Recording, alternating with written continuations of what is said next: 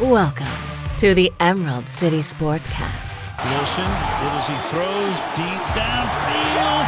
It's going to be caught by Metcalf for the touchdown. Hosted by longtime Northwest sports journalist Dan Viennes. Here's a drive deep to left. He has done it again. Wow. Kyle Lewis, 3 games, 3 home runs. Mariners have a 5-2 lead. Brought to you by Hollywood and Vines Recording Studio. World-class audio recording right in the heart of the Woodinville Winery District. Wide receivers to either side. Russell takes the snap, drops back. He's going to throw down the middle. He's got a man. The ball is caught. Game over, it is baby. a touchdown. The game is over. The Seahawks are going back to the Super Bowl in Glendale. And now, broadcasting from the Dan Cave Studios, here's your host, Dan Viennes. All right, you guys, let's do this. Welcome to the Dan Cave Studios, to the Emerald City Sportscast, to the new 365 Sportscast Network, our maiden voyage here at ECS. We got a lot to get to today, so let me start by saying this. Since we are talking about episode 1 here, who am I? What is this network? What the heck is this show that you're listening to that you may have stumbled upon? Briefly, that's not easy for me all the time. You'll find that as you listen to this show. Grew up in the Seattle area, rooting for the Seahawks, Mariners, and Sonics since I was a kid. Then I went to Washington State University, got a broadcast degree from the Murrow School of Communications, spent years as a TV sports director, anchor, reporter, play-by-play guy in small markets, Tri-Cities, Washington, Bismarck, North Dakota, but in the process, got to cover the Seahawks and Mariners, got to cover the Vikings when I was in North Dakota, got to go to games, attend training camp. I was heavily involved in the WSU athletic department.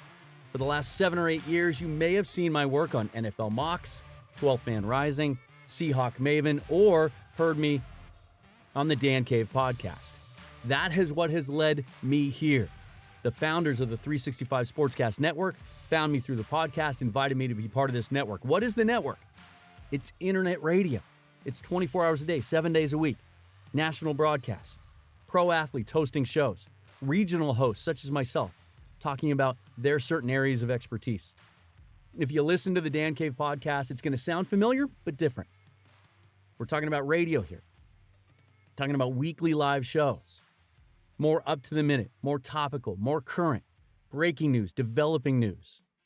And I got to keep it to 58 minutes. We'll see how that goes. Let's get into today's show. I've got 2 guests for the Maiden Voyage today. Jason Churchill of ProspectInsider.com and the Baseball Things podcast. He'll be joining me to talk Mariners offseason, kind of recap what's happened, talk about maybe some things we'll see over the next 6 weeks as we get closer to training camp. And of course, we have to talk about the Seahawks. How great is it to debut this show the week of the start of the NFL playoffs, expanded playoffs, 6 wildcard games coming up this weekend. Your NFC West divisional champion Seattle Seahawks set to face the LA Rams at 1:40 p.m. Pacific time on Saturday in a wild card matchup. Second meeting for the Rams and the Seahawks within 13 days. We're going to break that down X's and O's wise as only Matty Brown can from across the pond coming up in just a couple of minutes. But first, let's get to today's headlines. Ladies and gentlemen, can I please have your attention? I've just been handed an urgent and horrifying news story, and I need all of you to stop what you're doing and listen. And now, here's today's headlines, brought to you by FreeBets, the newest online sports betting comparison site. Check them out at freebets.us. Thank you to the folks over at FreeBets for being a sponsor of the show. FreeBets offers a balanced comparison service to help customers make informed betting choices while benefiting from all the best offers that are out there. Check them out at freebets.us. The NBA may finally be headed back to Seattle. Sounds so good to say. NBA Commissioner Adam Silver has confirmed that the league is looking at expansion as a way to infuse revenue into a league now in the midst of their second straight season without fans in the stands. According to reports, 2 teams would be added, and the favorites, Las Vegas and Seattle. Multiple bids in the neighborhood of $2.5 billion, that's right, are expected from each city How cool would it be to be able to talk about some NBA again here in the near future on this new show? The U.S. upset Canada 2-0 on the ice last night in the World Junior Hockey Championships. Why in the heck are we talking about that here on the ECS? Because, speaking of expansion, the Seattle Kraken set to join the NHL this fall. Some of these kids may be future Kraken players. We have to start talking hockey on this show, one way or another. Florida Panthers prospect Spencer Knight stopped all 34 shots he faced for the shutout in goal in the stunning upset, U.S. over Canada.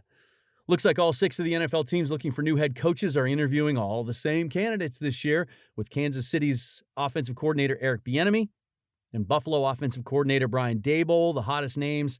Still no official interview set for Seattle play caller Brian Schottenheimer yet, but remember, teams are restricted in reaching out to coaches active in the playoffs, but it sounds now like if Schotty's going to have a shot at any of these jobs, it is down to just the New York Jets. Reportedly, they do have interest, with the Texans hiring Nick Caserio as their new GM. Speculation is that his former New England Patriot coworker Daboll becomes the favorite now to get the Houston job.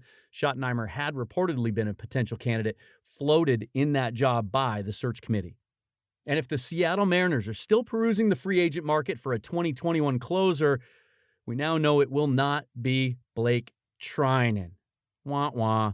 The Dodgers ponied up a 2-year deal worth about $18 million to keep Treinen in Los Angeles. Seattle had been talking to Treinen. And you know how I know that? Because Jason Churchill told me that.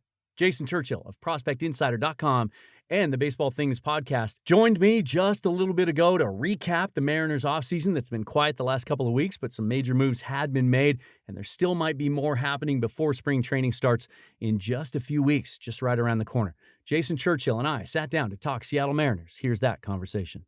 All right, let's talk some baseball. Jason Churchill of ProspectInsider.com, for those of you going in the Wayback Machine, and Baseball Things podcast, joins me now on the Emerald City Sportscast. Thank you for being on the first episode, my friend. Good to see you again. It is an honor. I'm on a poster and everything now. I was in the first annual with some sort of a trophy, and it's literally a participation trophy. So that's what Churchill's about. The warehouse is working hard on merch. We should be rolling it out sometime in the next fiscal year. Sounds good. I want to talk some baseball with you. Even though before I hit record, just so that people know, we talked 20 minutes of Seahawks. Because even though, I'm tired of hearing people say there's nothing going on right now, and it's boring, and it's slow. Because my first question right out of the gate, here we are, first week of January, with a Mariners team that has spent the last 2.5 years rebuilding from the ground floor up. With where they are right now as an organization, as a major league roster, as a minor league system, isn't the fact this has kind of been a boring and quote-unquote slow offseason, isn't that a good thing? I think for Seattle it is. I think for baseball it's not. So I get when fans are like, come on, like let's see something. Let's get some movement on the Francisco Lindor trade front. Let's get some movement on George Springer. Let's get some movement on Trevor Bauer. I get that. And we've seen this trend the last 2, 3, 4 years over the offseason as owners try to, kind of unofficially, collude, with free agency to suppress salaries. But from a Mariners standpoint, Dan, I think you're right. I think if they're going to get an opportunity to take advantage of, ultimately a sunken market, because that's what we're looking at. We're looking at arms out there like the Jose Quintanas and the Jake Odorizzi's of the world that, in a normal year back in 2015, 2016, a 30-year-old Jake Odorizzi might get 4 years and $65 million. Yeah. He might have to settle for a 1-year deal this year. And when you look around the league and when you look at, kind of think about what Seattle's trying to do this offseason, trying to rebuild the bullpen, and they want to be aggressive there. They want to add an arm or two to the rotation. They've already added Chris Flexen. I think a veteran, a more established veteran, is next on their list. That's the way the Mariners are going to be able to get involved on a player like that. Otherwise, it's going to take a lot of creativity, because it's not time for the Seattle Mariners to splurge. It's not time to trade, a top talent from the farm so you can add to the 2021 team. We're a year or so away from that. So I think you're dead on. I think the market being stagnant is good for Seattle. Yeah. It doesn't guarantee them anything, but I do think it's good for Seattle, and it might present them some opportunities that they otherwise might not have been staring at. I think that's what Jerry Dipoto is going to be looking at here over the next month. First, I want to touch briefly on the rotation. Jerry has said that he wanted to add a veteran arm there to stabilize it. There was a great piece that Luke Arkins did on your site about Dipoto trying to find his Charlie Liebrandt, that type.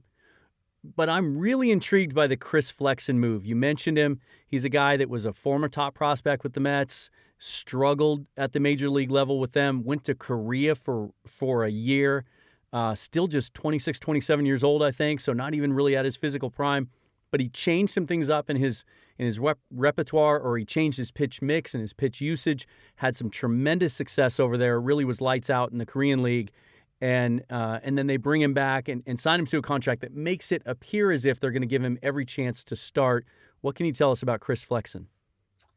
It's an interesting get, and it's really difficult to evaluate just looking at numbers when you look at the KBO, when you look at how guys perform, whether it's a hitter or a pitcher. But when you look at the stuff, it's decent stuff. And you alluded to the change in pitch usage. He started throwing the curveball more. Yeah, it's a high spin curveball. Started throwing it more over in the KBO, and it started working. My concern is you can't just go from the KBO and striking out a batter per inning, come over to the big leagues and continue to throw that particular curveball. It's a good curveball. It's not a great curveball, and you have to be careful with it. It'll get torched. I think we're going to see games where Chris Flexen gets absolutely torched, and he's going to have to kind of refigure out what he can do, what he can get away with at the big league level. I think he's a number 4, number 5 starter. I think ultimately on a good team, and on a good pitching staff, he's your swing guy. He's the guy that Nick Margavicius was last year, that he starts when you have an injury, but makes more appearances out of the bullpen over the course of a full season. But he's interesting, and the one reason why for me that he's interesting is he's a guy who's, like you mentioned, he's kind of reinvented himself, and he's kind of remade himself. He's changed some things, so he's already made adjustments. And I think once he gets kind of smacked in the face, in spring training and then early in the regular season, I'm going to be very curious to see how he deals with that and what changes he actually makes. He's not going to blow anybody away with the fastball. The only potential plus secondary pitch is that curveball. It's an average, slightly above average slider and a below average changeup. We'll kind of see how he mixes that together again. When you're pitching to your kids in the backyard, you have tons of confidence throwing your fastball, right? Right. But when you're throwing to adults, on the weekend, you're being a little bit more careful, and that's kind of the difference between the KBO. This isn't the Japanese leagues over there. Right. This is the KBO, which a lot of people think is the equivalent of maybe AA or light AAA. There's quite a large difference in terms of the hitters you're facing on a regular basis. When you get beat or when you make a mistake in the KBO, the guy hits a base hit the right center field. When you make that mistake in Major League Baseball, the ball is hit out of the ballpark, and that's obviously going to be a problem. Do you think they're still hunting for a starter as well? I absolutely do. I again, can't guarantee they're going to get something done, but the market has given them an opportunity that they might not otherwise have had. And I think if you look at what they're looking at now, Marco Gonzalez, Yusei Kikuchi, Justice Sheffield, Chris Flexen, Justin Dunn, Nick Margavicius, and LJ Newsome. Okay, so you have 7 guys right there. You need as many starting pitchers as you can. Right. Newsome is probably more of a swing guy, long-term and for 2021. We don't know what's going to happen with Justin Dunn, and he might fit better in a bullpen role. But if this team has any aspirations to make the postseason, you're probably not – if Dunn continues to do what he did a year ago, you're probably not going to want to give him 30 starts or 28 starts in a 6-man rotation. You're probably going to want somebody else for that spot. So when you think about what they might do with a Logan Gilbert and think about what they might ultimately do with Justin Dunn in his role, they need a guy. If you threw in whoever your favorite number 3, number 4 starter free agent is, I keep mentioning the Quintanas and the Rick Porcellos and Jake Odorizzi, if you toss him in like somewhere between Marco Gonzalez and Yusei Kikuchi, or between Yusei Kikuchi and Justice Sheffield, especially if it's a right-hander, you can go Marco, Yusei Kikuchi, Jake Odorizzi, for example, Rick Porcello, and then go Sheffield, Flexen, and Dunn, and then give Dunn how many ever starts it takes to get to the point where you're thinking about calling up Logan Gilbert. Yeah.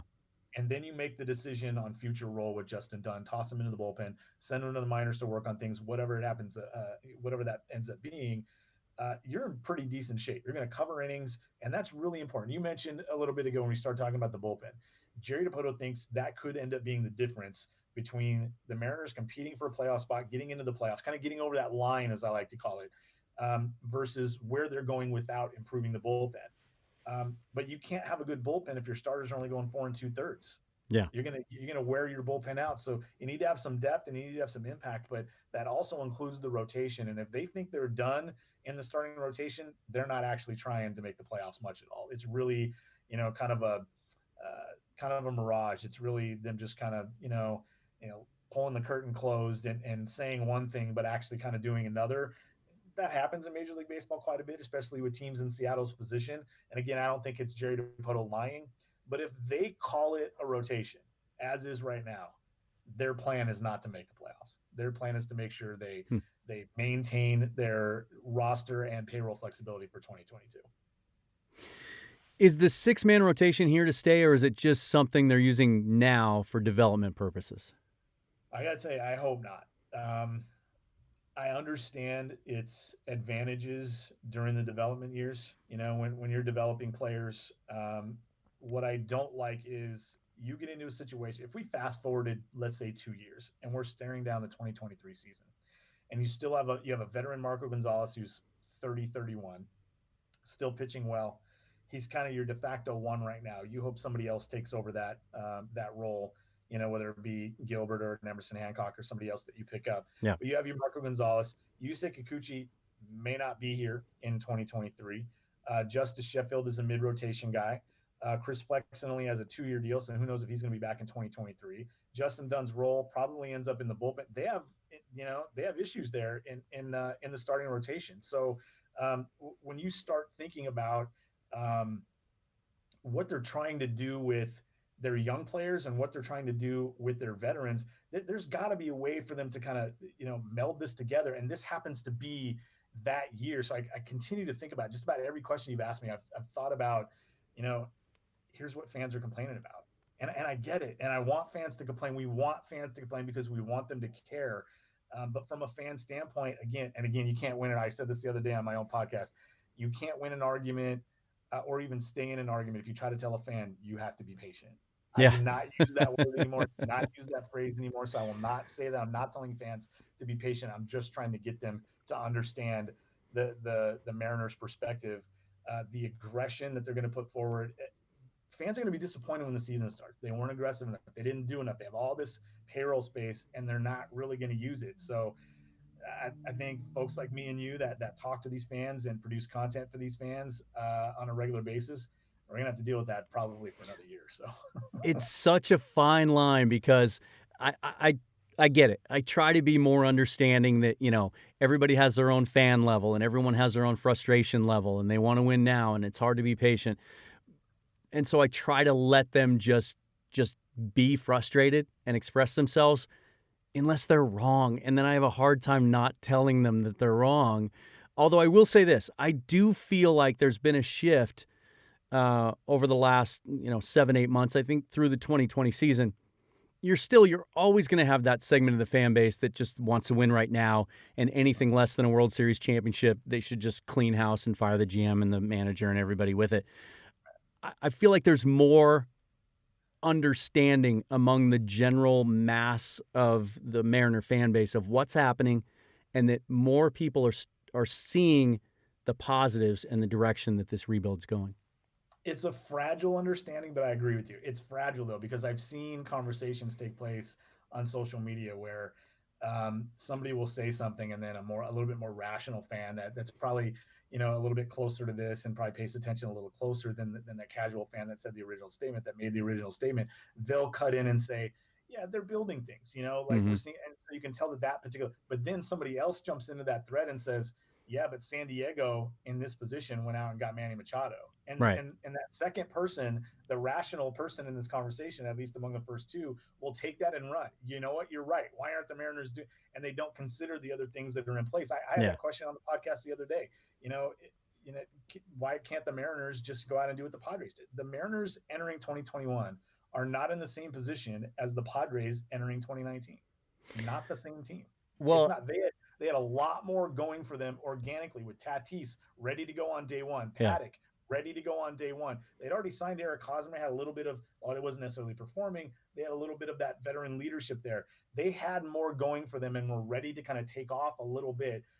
not that signing Machado was a bad idea, but that doesn't necessarily automatically make it a good idea for every team in a similar position to go out and do.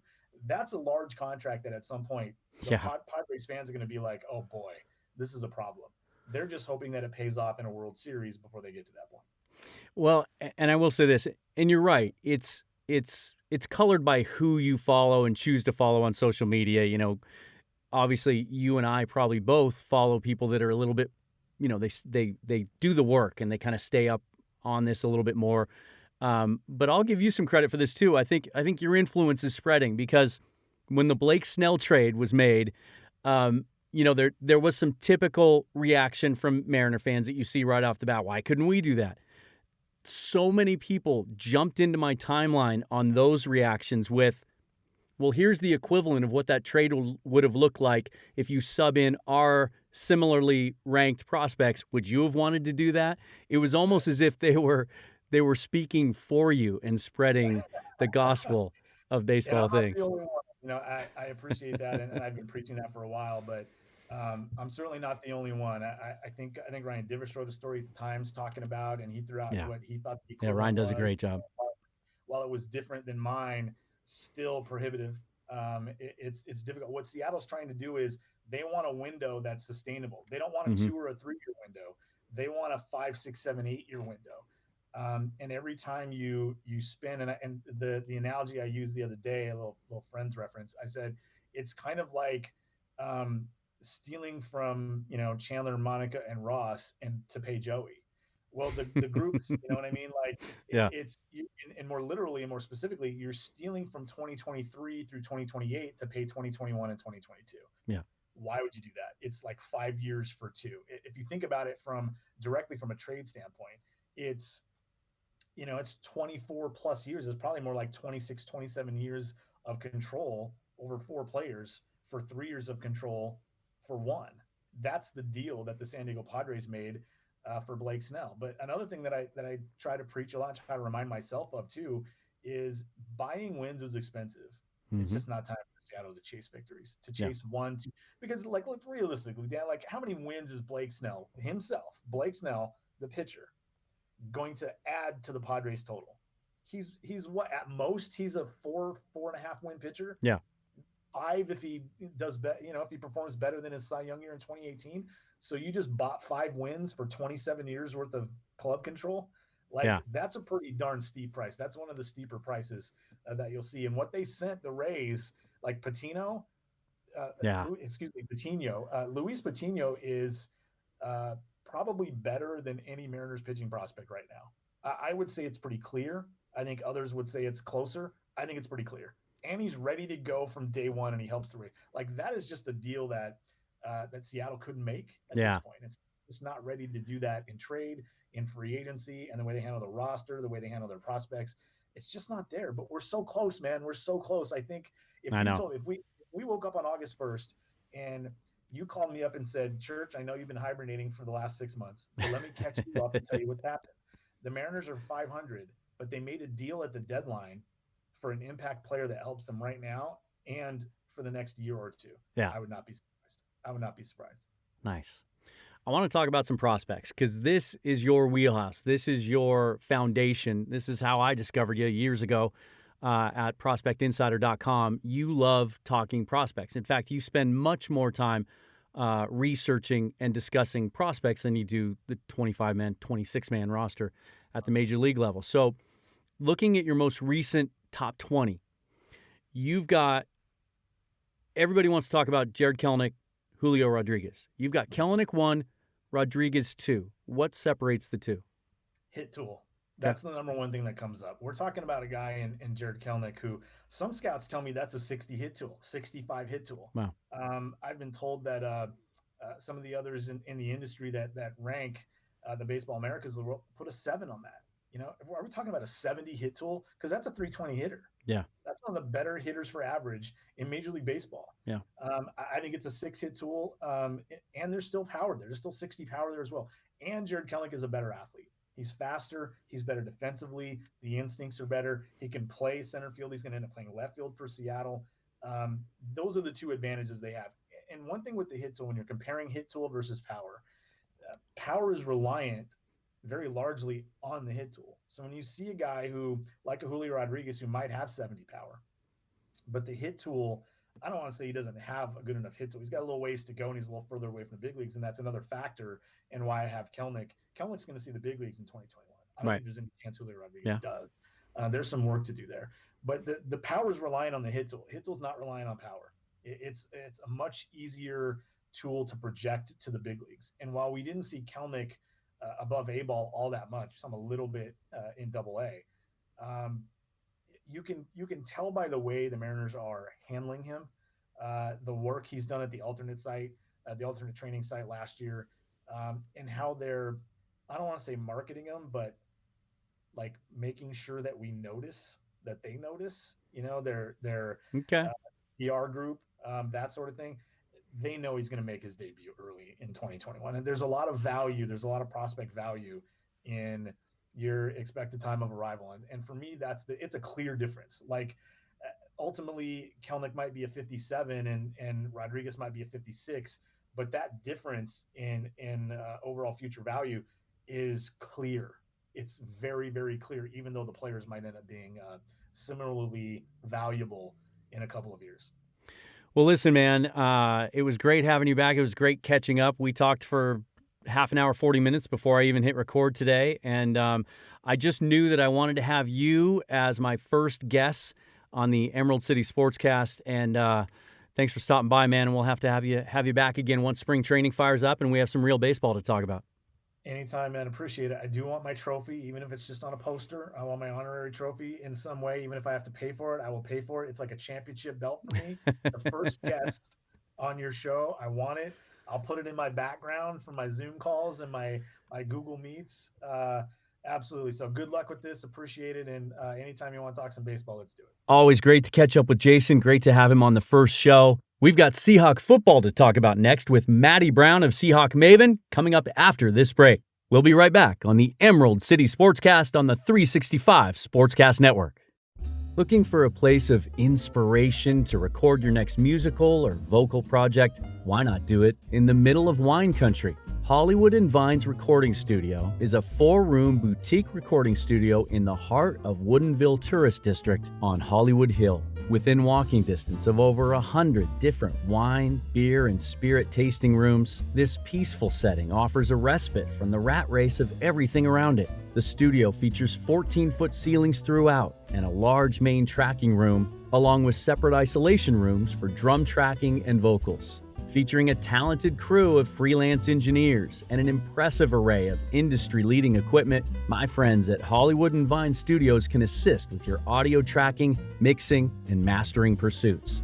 To find out more or to book a session, email Kevin at hollywood-vines.com, call 206-235-8125, or visit hollywood-vines.com. If you're like me, you love animals. I mean, you love animals. And if you're looking to add a new furry friend to your family, the best way to show your love is by supporting no-kill animal adoption centers. And the best way to do that is by checking out nokillnetwork.org.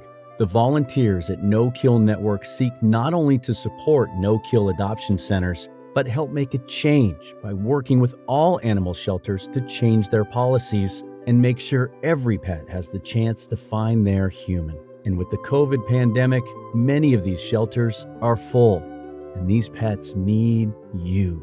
So check out nokillnetwork.org for a list of no-kill shelters near you, and there's even a handy adoption pet finder tool you can use to help you find your next best friend. That's nokillnetwork.org.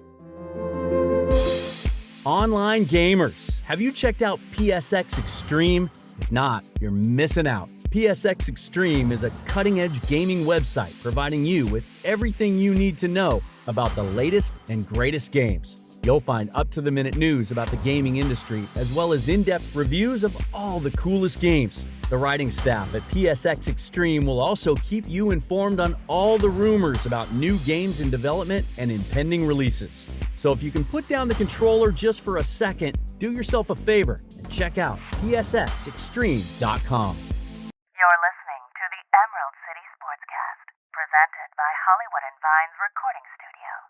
And now, here's Dan. All right, now it's time to talk some football. I mean, we do have NFL playoffs coming up in just a matter of days.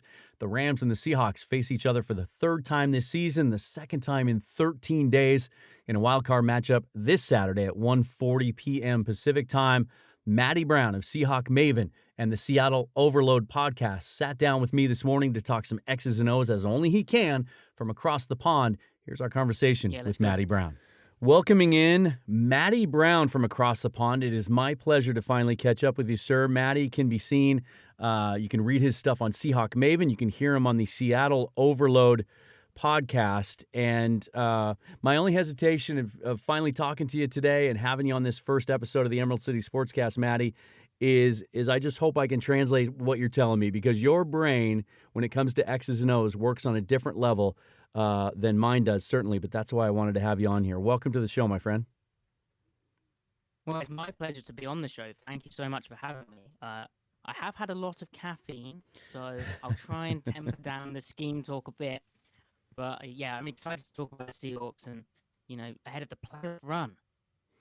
Yeah, it's fun to be talking about playoffs on this first show. That is for sure.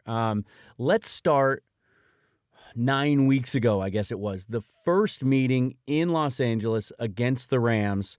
Seahawks gave up 17 points in the first half and then really shut that McVay offense down in the second half. And it's been since that second half performance that we have seen a consistent turnaround from this defense. The second half of the season averaging allowing just over 14 points a game, depending on whether or not you want to count the Hail Mary in Philadelphia. But specifically, let's take a big picture look first. What has been the biggest thing that they've done, the biggest adjustment they've made since that halftime break in the first Rams game that's led to this success on defense? I think they've just simplified. I mean, Pete Carroll spoke about how after the Buffalo Bills debacle, how the coaching staff got together and they had a long conversation about, the scheme they're just trying to do too much. They didn't really have an identity. I wrote about that at the time. The fact that they weren't showing up in the highest rates of cover three, which obviously, everyone knows Pete Carroll cover three, but they weren't in the highest rates around the league for running that kind of coverage. They weren't for any coverage or anything. They didn't know what they were. Yes, they'd acquired new talent, Jamal Adams and stuff like that, and they're kind of figuring out how to use him. But with his injury, they were sort of fighting fires, and it was very much a case of taking one step forward and then sort of 3 or 4 steps back as they tried to cope with the injuries on the back end, the lack of trust in their outside cornerback group. And while maybe they're not as confident in their corners right now, as they'd like to be, they've started to just go, okay, well, what have we drafted these players to be? What have we acquired players to be? And that is to be a cover 3 team. They're mainly playing cover 3, they're switching up a bit with cover 2 and some cover 1 man, but they're just doing their basic stuff. They haven't done anything fancy. They've just got back to basics, and it's been so nice to see. That reminds me of the Super Bowl years. We heard that all the time. In fact, sometimes it was framed as a criticism that, that those guys really don't do anything complex. They just have the right players in the right positions to make that simplified scheme work. Is this attributable then to, specifically, I think about the upgrades they've made at the safety position over the couple of years, because that was really a struggle the last few seasons. Well, I love what you meant about right players what you said, I should say, about putting the right players in the right position. A lot of their stuff is just dropping to an area and then, visioning the quarterback and then breaking. Yes, they have certain things which turn that into more aggressive coverage on a certain receiver or certain route pattern. But by getting back to their basic stuff, they've been able to really just, sort of divide up the field and defend each area. And against the Rams, in particular, we saw how their new front, everyone back in the Super Bowl time, it was, they're 4-3, the 4-3 under. Yeah. They ran a bit of over 2, but now they've got into this sort of the bear spacing where they have like 5 guys down at the line of scrimmage, but it's still the 4-3 personnel, and they're covering up the interior offensive linemen, and then they've got 2 wide edges, kind of like backstops on the play to stop the play getting outside of them. And then you mentioned the safety group. That this like spacing, isn't it? Like Quandre Diggs is such a great middle of the field player. he's not obviously Earl Thomas, but he brings like such a while Earl was kind of wild back there, Diggs is so measured. He still makes incredible plays, of course, but Yeah. he's so efficient in his movement. And then Adams has been unleashed by this bear kind of look too. So with the Rams, it just kills everything that they want to do. It's very clear to me that the whole bear philosophy, combined with like the kind of basic coverages and the simplified thinking of we're going to stop the run and then we'll get you into third and long and then we'll rush the passer. That's designed to stop the NFC West. It may come in trouble if they're lucky enough to win this third matchup, but it's beat the NFC West. They won the NFC West. So in that, it's a massive success. Yeah, and I kind of had an idea that's what they were trying to do when you saw their approach in the draft, the choice of Jordan Brooks in the first round, going after Jamal Adams, some of those things. And it really, with what Arizona was doing on offense, what Kyle Shanahan does in San Francisco, but still that Rams attack. I mean, Sean McVay has owned, save for a missed Greg Zuerlein field goal last year, they've really owned Pete Carroll since McVay arrived in Los Angeles, and it's been that offense with the crossing routes and all the run-after-catch scheme. It feels like they've sort of cracked the code and solved that magic. Do you feel confident that they can still do that, having to face them the second time in 2 weeks on Saturday? Yeah, I mean, every time it was, not Sean McVay again. Mm-hmm. No, because Pete Carroll would try things and then it'd be like, this is really good, Pete. Like, you can see what he's trying to do. There's real smart thinking behind it. He kind of copied what the Patriots did and what the Bears did earlier in that season when the Rams got embarrassed in the Super Bowl and stifled. And it worked, and then the Rams evolved. But this time round, it does seem like Pete Carroll's been one step ahead. And that, he said, he admitted that he may have tried too hard. And, he's gone back to like sort of basics, but with this bear thing, which essentially means that they're able to keep the Los Angeles Rams from doing all those bootlegs and rollouts, and also able to get guys, right in Goff's face, but also get guys to the crossing routes. And they've been able to do both of those, so there's nowhere to go the football. Ken Norton Jr. has apparently brought back this phrase, dead plays must stay dead. And when Seattle has covered up these plays in the past, Jared Goff has still been able to run for the, first down or whatever. Yeah. This time he wasn't. The worry is who is at quarterback, because if they've covered everything up and then they've got this amazing athlete back there, that could be a bit more of an issue. You mentioned Jordan Brooks. He's going to be key in his range at stopping these sorts of quarterback scrambles on the bootlegs. I was going to get to that. There are people out there, there are fans out there this week who are talking themselves into being nervous about John Wolford at quarterback because they saw his one game against the Cardinals and how mobile he was, rushing for 56 yards and being able to move much better than Jared Goff. That being said, and he gets Andrew Whitworth back at left tackle as well. I felt like one of the battles that Seattle really won, hands down, 2 weeks ago, was our defensive front against their offensive line, getting consistent pressure. And as you said, they're built to play these teams. They've faced Kyler Murray twice. They've faced mobile quarterbacks. How much of a concern is it really that John Wolford, with all of his inexperience as an NFL quarterback, just happens to be a little more mobile than Goff? I think it's more an indictment on Jared Goff and how he's looked in recent weeks. Well, I mean... Well said. He's always looked bad, except against the Seahawks, though. Last week, of course, it was a bit different. Last time round, I should say, it was a bit different, where he actually looked broken, and obviously he's got this thumb issue. I think it's just a schematic thing in my mind anyway, where it's just like, okay, well, you've stopped like 3 threats down the field, potentially 4, which is what the Rams ended up hitting in 2019, like the 4th threat in the pattern on bootlegs. And then, there's a 5th guy. Oh, that's a guy who can run now. The thing is, if the guy who can run isn't going to throw those routes either, then you can peel off those routes easy. You can come downhill, and it should be okay. One issue, of course, may be the injuries that the Seahawks have suffered. Yeah, and I wanted to get into that. Even though it's only been 2 weeks, in fact, when they play on Saturday, it'll have been 13 days since they last played. These two teams are going to look a lot different. The Rams do get back Andrew Whitworth, reportedly, will be back for the first time in 2 months at left tackle.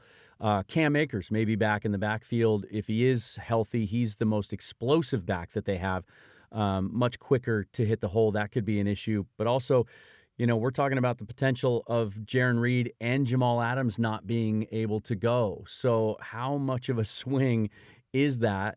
with those 4 players potentially, 2 adding for the Rams, taking 2 away from the Seahawks? It's big. I mean, obviously it's big. Jaron Reed was playing really well in the Bears. That often sees him align on the outside shoulder of the guard or the inside shoulder of the tackle. His job mainly would be to stop himself getting reach blocked by the tackle. So if they were running to his side, he can't let that tackle step inside of him and then seal him. And I don't think like the replacements. Like LJ Collier is rather patchy, quite an up and down. Kind of a rookie year, even though it isn't. Yeah. And then the rest of the 3 tech options, you can put Poona Ford there, who's been outstanding, probably the Seahawks' best player. You could put him there and put Brian Mone at nose tackle, but obviously Snacks Harrison's left, so you've got less depth, and someone has, the rotation's just a big weakness. And then Reed on passing downs is such a great interior presence as a pass rusher. Ford's developed in that area, but who else is there? Mone's not going to do that. You can kick Rasheem Green inside. You can kick Collier inside, but they're not the same caliber of player, obviously. And then Adams, the energy, the coverage potential. They've recently started using him in certain coverages, like, for instance, cover 1 robber, where he's really helping the Seahawks when it's a clear passing down with his range and his vision and the way that he reads the game and anticipates and covers so much up. And been doing a lot of man matching stuff where a player will be in coverage with a receiver and then pass it off to someone and then replace that player in the sort of visioning the quarterback role of that coverage. So it's a big concern not having Adams as well, of course, because with these spaced fronts, you end up getting 4 players and they're essentially rushing to one side, so you kind of need another player to the other side, a backstop if you like. Yeah. Adams is obviously, with his his motor, is that obvious kind of player, and if he can't go, then it's a big loss. As much as I like Ryan Neal and I think he's a solid safety, he doesn't have that pass rush or motor or energy element. Sure. Now, on the other side of the ball, Seahawks have kind of been a whole bunch of stops and starts the last 6 weeks on offense. They did just enough to win 2 weeks ago. This week, they'll have their offensive line intact. Mike Upati returns at left guard, Brandon Shell at right tackle. We've seen over the last month what his absence means to the offense. They should be healthy in the backfield. Not sure about Carlos Hyde yet. Because I'm now, after talking to you, and it's not your fault, I'm a little less confident about the Seahawks and how they match up defensively against the Rams with the injuries being taken into account. But what about on offense? Because you're facing a defense that's among the best 3 in the league. We all know about Aaron Donald. We know about Jalen Ramsey. They're motivated. Aaron Donald said after their win on Sunday against the Cardinals, when asked about, hey, you get to go back up to Seattle for the first time in second week, he said, good, that's what we wanted. This is a team that's hungry for revenge, and I'm a little nervous about people feeling overly confident that this is an easy win. What about our offense matched up against that really good Rams defense? Oh, yeah. I think you're right to feel a bit nervous. This isn't the typical NFL defense. It's, that they're playing with light boxes. They've got incredible defensive line talent. So they will dare you to run, and then they will have a player or 2 or 3 who can essentially play 2 roles within that run box. And with the 2 gapping elements, what ends up happening is a safety can fly downhill from the 2 high look, which Russell Wilson's kind of struggled with, and they can stop the run still for a short game. But they're really selling out to play the pass, which is not a typical NFL thing, as I've said. So obviously Russell Wilson's had difficulties with the 2 high looks. You mentioned the offensive line stuff coming back, and I think that's huge because, well, Mike Upati, he's such a key part of their run game. But Brandon Shell at right tackle, I didn't think Cedric Ogbuehi did that bad a job. Yeah. But Shell's a different level of player, and there's a different level of comfort with Russell Wilson having him there. Seattle's actually handled Aaron Donald really well up front, but a lot of the stuff Wilson's been bailing on and why his yards per attempt has been so low is because, yeah, he has one look that he likes, and that gets taken away. But then he doesn't really have the comfort to wait things out. And there's certain routes which are open and come open. but he's sort of already given up on the play, or he feels some pressure he wasn't expecting. He's bailed out. Wilson himself is playing with very low confidence, and that is a shame. Yeah, it's interesting to hear you say that, because a lot of people are Wilson's being held to such a high level. A lot of people are afraid to criticize him, and one thing that I've noticed, and it's become evident over the last couple of weeks, people talk about how he's gotten the turnovers back under control. I'm not so sure that's all that much a good thing, because what I see is hesitation. I think since he went through that flurry that started in the first game at Arizona, where he had the issues with the turnovers, I feel like it's a double-edged sword now. He still always wants to take the deep shot, but he seems hesitant now to pull the trigger on the deep shot, which leads to long developing plays, more time in the pocket, and more sacks. It feels like they need to run the football to win this game Saturday. They didn't do much of that 2 weeks ago, only 95 yards on the ground. 9 of that was from Russell Wilson. Chris Carson had 69 yards on the ground. It feels like they need one of those games where Carson controls the game, is around 100 yards, and they get more production out of the running game. How do you do that against Aaron Donald and the Rams? Well, you're exactly right that Wilson's very hesitant on the deep shots. Like against the 49ers, I was expecting to watch the all 22, the tape, the coach's film, and come away thinking, oh, that this was Brian Schottenheimer could have done better here. But actually, there were so many opportunities. Wilson was just really trigger shy, and so, like I said, against the Rams, when they're selling out to stop these deep passes and they're playing, 4 deep players rather than 3 deep, they've exchanged a run defender for a safety, essentially. You have to run the ball. It is going to be difficult, but I do feel more confident with Upati back that they will be able to get movement in the trenches. I do agree with you that you have to be able to force them to start respecting the run a bit more. I'm not sure that's the philosophy of Brandon Staley, their defensive coordinator, but they definitely will. Even if you just create a one-on-one matchup for DK Metcalf occasionally, that's a win for you. So you can't abandon it too early, and I don't think Seattle will. Yeah. The fact they're playing so soon after facing them just 2 weeks ago, does that favor either team over the other?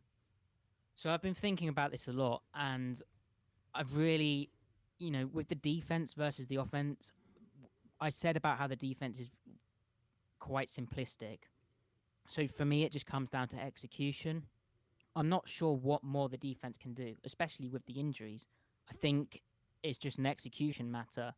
The offense, on the other hand, has left a lot of plays on the field, a lot of opportunities on the field. Said about the 49ers game, but, the Rams game was no exception either. There was stuff where, they had chances earlier. I think it kind of, with how Wilson's playing and, his decisions on whether he should hit the open throw or whether, that corner's going to get underneath it and pick it, whether that safety's going to drive down and intercept it, whether that corner's actually going to break on the slant and cause a tip, I think that really does depend on how well the defense is playing at this point. He does have that kind of game management role about him. Obviously, he's an elite quarterback. But yeah, the third time thing is difficult, and I think while it is a disadvantage, a slight disadvantage to the defense, it's an advantage to the Seahawks offense. Yeah, and I think that, maybe we're not talking enough about the quarterback situation. We are talking about a guy, even though he is more mobile, and I've seen some highlight reels put together of the throws he made on Sunday, and everybody wants to make a bunch out of this small sample size. The fact is, this is an AAF quarterback that's never really played in the NFL. There's a reason for that. He's going to be playing a playoff game in Seattle against a red-hot defense.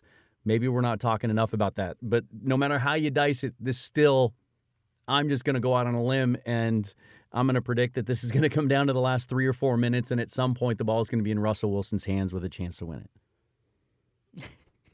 Well, Russell Wilson's hands with a chance to win isn't the worst situation in the world, is it? I do agree that the Rams quarterback situation, if Goff can't go, then complete a few passes against disciplined spacing, disciplined zone chemistry, which Seattle's managed to find in the back half of the season, albeit with a few coverage busts. But I think it will. It has high blowout potential, but because it's the Seahawks, like you said, It's going to be close. It's going to come down to like the last 3 or 4 minutes, and hopefully Russell Wilson will be able to be as clutch as he typically is in end of game situations.